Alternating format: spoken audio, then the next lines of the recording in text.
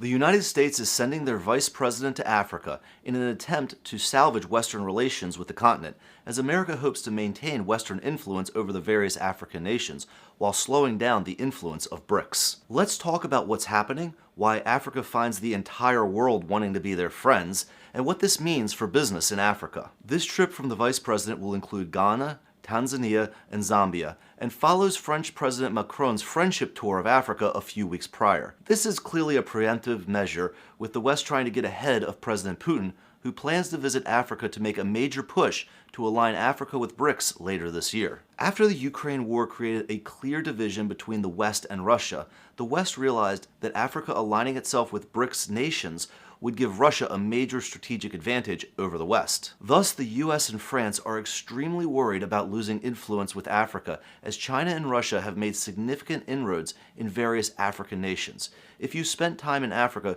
you have likely seen the massive infrastructure projects. The US is hoping to use a charm offensive to convince the African countries to expand their relations with the Western world and reject future infrastructure and business deals from Russia and China. Each side is coming to the African nations with proposals. At this point, we can only speculate, as many of the negotiations are ongoing and all sides are tight-lipped. Nevertheless, let's talk about what offers are likely going to be on the table from the West and from BRICS, and which side is more favorable to business in Africa. The BRICS nations, specifically Russia and China, are likely offering the various African leaders more energy infrastructure, transportation infrastructure, free grain, and help in developing African manufacturing, among other things. In exchange, the BRICS nations are likely looking to continue to establish a business foothold in Africa, receive a revenue stream from the various infrastructure projects through tolls and surcharges, allow BRICS access to the raw resources of the African continent, and of course, the ultimate goal of BRICS may be to cut off Western influence from Africa.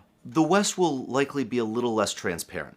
The West will offer foreign aid with strings attached, developmental loans from the World Bank, more American visa lotteries for the African citizens, and implied military protection for the leaders who play nice with Europe and America.